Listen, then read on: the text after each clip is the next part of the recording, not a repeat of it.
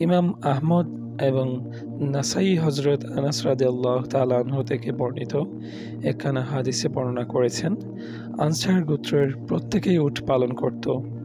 এক বাড়িওয়ালা নবী করিম সাল্লাল্লাহু আলাইহি ওয়াসাল্লামের কাছে নিবেদন করলেন, আমার একটি উট রয়েছে যার পিঠে করে আমি পানি এনে থাকি।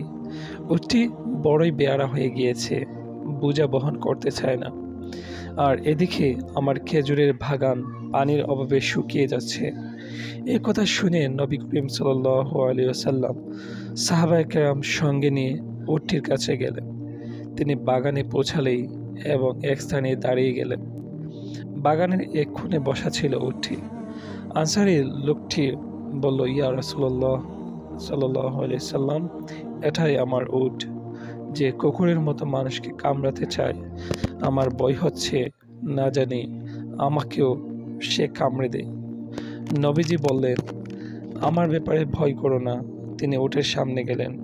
উটটি তাকে দেখা মাত্রই উঠল এবং তার সামনে গিয়ে কদম মোবারকের কাছে মাথা নত করে সেজদা করল। রাসূলুল্লাহ সাল্লাল্লাহু আলাইহি সাল্লাম উটটির মাথার পশম ধরে টান দিয়ে কাজে লাগিয়ে দিলেন। সাহাবায়ে কেরাম নিবেদন করলেন, ইয়া রাসূলুল্লাহ, এটি একটি জানোয়ার, তার কোনো বুদ্ধি জ্ঞান নেই। এই প্রাণীটি আপনাকে সেজদা করেছে, তবে তো আমারও আপনাকে সেজদা করতে পারি। রাসূল পাক সাল্লাল্লাহু আলাইহি সাল্লাম ইরশাদ করলেন, কোনো মানুষের জন্য এটা উচিত নয় যে সে অন্য একজন মানুষকে সেজদা করবে। মানুষের জন্য মানুষকে সেজদা করা বৈধ হলে আমি নারী জাতিকে তাদের স্বামীগণকে সেজদা করতে বললাম।